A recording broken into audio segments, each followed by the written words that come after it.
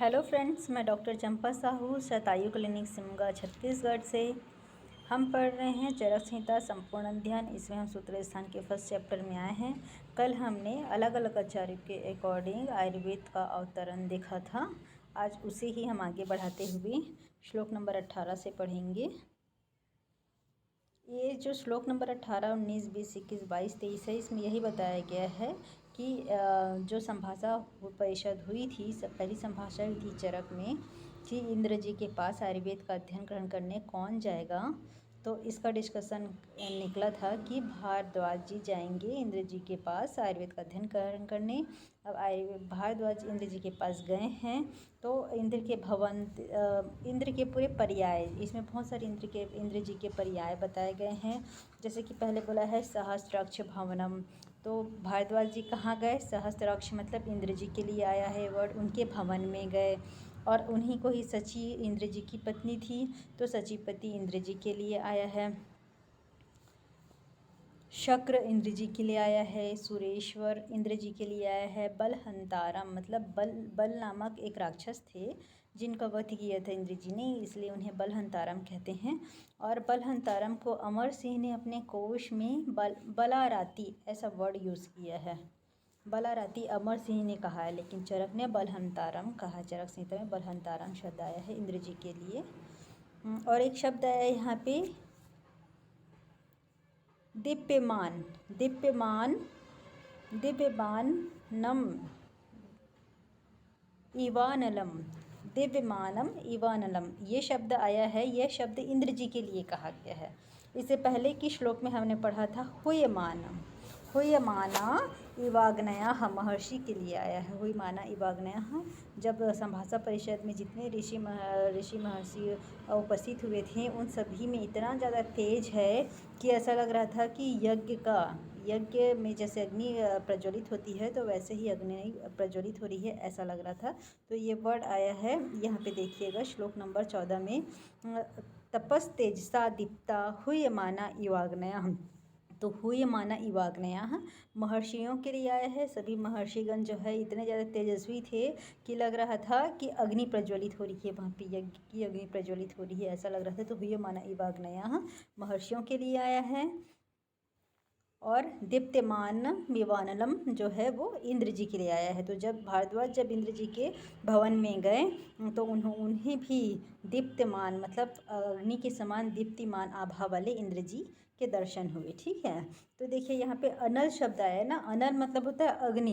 इंद्र जी के अग्नि भी अग्निदेव, सूर्यदेव, चंद्रदेव और हमारे वरुण देव सारे इंद्र जी के ही देव हैं ना, उन्हीं के ही देवगण में ही शामिल है, इसलिए अनल शब्द आया है। तो ये हम याद रखेंगे कि यह इंद्र जी के लिए शब्द आया है। ये सुरेश्वर इन्हें बोला है। ये सारे इनके पर्याय नाम हमें याद रखने पड़ेंगे क्योंकि इस पर्याय से क्वेश्चन काफ़ी बार पूछा गया है। फिर इसका हम 23 नंबर का श्लोक देखते हैं, जिसमें श्लोक का आधा पाद देखते हैं। इसमें पदैर अल्पैर मतिम बुद्धवा विपुला परम ऋषि। तो इसमें पदैर अल्पैर जो है पद के लिए आया है, ये अल्प पद के लिए आया है। और मतिम बुद्धवा विपुलम परम ऋषि। परम ऋषि किसे कहा गया है? भारद्वाज जी को कहा गया है। ये विपुल बुद्धि वाले जान करके, मति मतलब जानना, विपुल बुद्धि वाले जान करके इंद्र जी ने अल्प पद में मतलब सूत्र रूप में आयुर्वेद का अध्ययन कराया, आयुर्वेद के बारे में बताया है भारद्वाज जी को। नेक्स्ट पेज में चलते हैं। अब नेक्स्ट पेज में यही सारी हिंदी अनुवाद में है जो मैंने आपको बताया, उसी का हिंदी अनुवाद किया गया है। इसको छोड़ते हैं, सीधा हम यहाँ पे आते हैं 24 नंबर के श्लोक पे, जिसमें हेतुलिंग औषध ज्ञानम स्वस्थ आतुर परायणम त्रिसूत्रम शाश्वतम पुण्यम बुद्धेयम पितामह। यहाँ पे पितामह शब्द ब्रह्मा जी के द्वारा आया हुआ है। देवराज इंद्र ने उपयुक्त आयुर्वेद शास्त्र का उपदेश महर्षि भारद्वाज जी को दिया, जो स्वस्थ और आतुर से संबंधित है।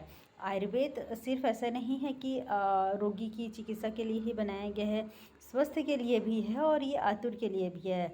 स्वस्थ व्यक्ति अगर आयुर्वेद का पालन करता है तो उसे उसका स्वास्थ्य वर्धक होता है, उसे वह कभी रोगी नहीं होगा। और अगर आतुर व्यक्ति को हम आयुर्वेद का पालन कराते हैं तो उसे रोगों से निजात मिलता है और वो जल्दी स्वस्थ हो जाता है। तो स्वस्थ आतुर प्राणायाम इसी के लिए कहा गया है। स्वस्थ आतुर दोनों से संबंधित है। यह आयुर्वेद जो है वह त्रिसूत्र रूप में है। हेतु, लिंग और औषध, ये 3 सूत्र हैं। इसे आचार्य चरक ने त्रिस्कंध भी कहा है। त्रिसूत्र और त्रिस्कंध जो है वो दोनों एक ही होते हैं चरक के अकॉर्डिंग। और स्कंध त्रय, अष्टांग संग्रह ने स्कंध त्रय बोला है हेतु, लिंग, औषध को। ये याद रखेंगे, है ना। त्रिसूत्रों से युक्त शाश्वत, सनातन एवं पुण्यकारक है। इसे त्रिसूत्र मतलब 3 सूत्र से युक्त है। आयुर्वेद जो है वो 3 सूत्र कौन है? हेतु, लिंग, औषध, है ना, ये 3 सूत्र है।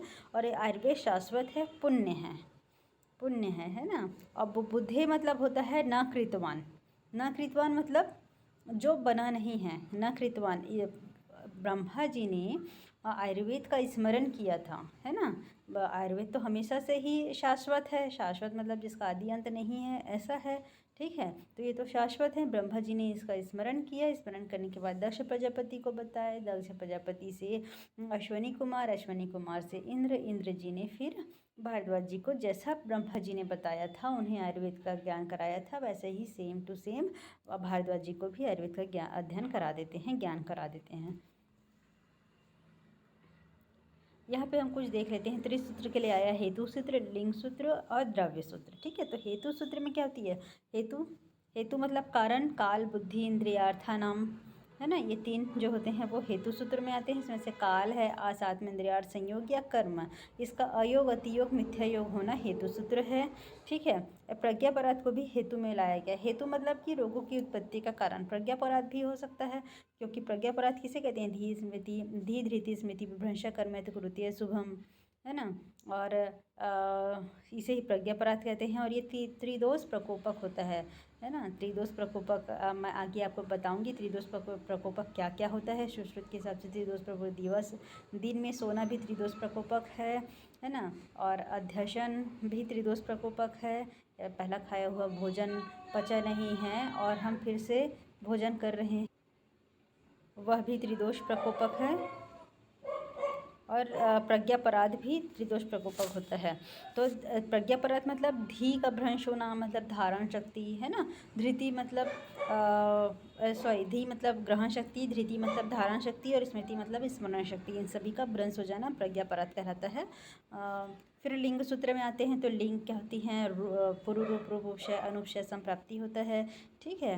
और लिंग मतलब जो भी लिंग मतलब लक्षण होता है, ठीक है। तो रोगों का लक्षण के ऊपर आ जा रहे हैं हम। तो रोग होने के क्या क्या कारण होते हैं? शारीरिक कारण, मानसिक कारण। तो मानसिक दोष जो है वो मानसिक रोग की उत्पत्ति में कारण होते हैं। तो मानसिक दोष होते हैं रजतम, है ना। और सत्व तो होता है, अच्छा होता है, उसे हम दोष नहीं मानते हैं। और शारीरिक दोष वात पित्त कफ होते हैं। और वात पित्त कफ को ही ना मेरे दोस्तों त्रिस्तंभ या त्रिस्थून कहते हैं। फिर औषध सूत्र होता है इसमें दोष शामक, है ना। किंचित दोष प्रशमनम, किंचित धातु प्रदूषणम, स्वस्वृतमतम, किंचित त्रिविधम द्रव्यमुचितम, ऐसा बोला गया है, ठीक है। तो दोष प्रशमनम, प्रशमनम PS है ना। डी देखो, दोष और धातु दोनों डी से ही आता है। हम दोष प्रशमनम है ऐसे कैसे जानेंगे? तो PS करके याद कर लेते हैं, DPS और DPD। तो DPS में दोष प्रशमनम हो जाएगा और DPD में दोष प्रदूषण हो जाएगा।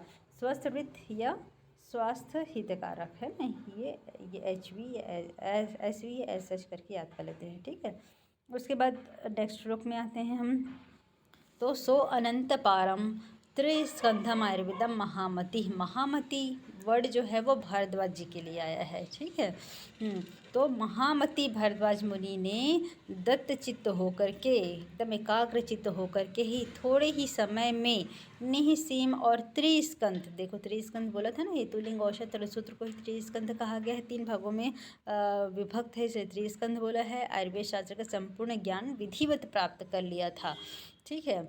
उस आयुर्वेद के संपूर्ण ज्ञान को प्राप्त करने से भारद्वाज ने सुखमय दीर्घायु को प्राप्त हुई। देखिए सुखमय दीर्घायु, भारद्वाज को सुखमय दीर्घायु मिली। आयु इसमें लिखा गया है तेना आयुर्मितम। तो ये जो किसके लिए आया है? भारद्वाज जिसके लिए आया है ना। अमितायु, अमितायु किसे कहा गया है? भारद्वाज जी को, क्योंकि उनके पास आयुर्वेद का ज्ञान हो गया। तो भाई अच्छी आयु तो जिएगा ही ना अमितायु, सुखपूर्वक आयु जिएंगे फिर वो, है ना। फिर इन्होंने भी क्या किया है कि तदंतर भारद्वाज ने उस ज्ञान को ऋषियों को न कम न अधिक, अर्थात जितना उन्होंने सुना था उतना ही अविकल रूप से उपदेश दे दिया।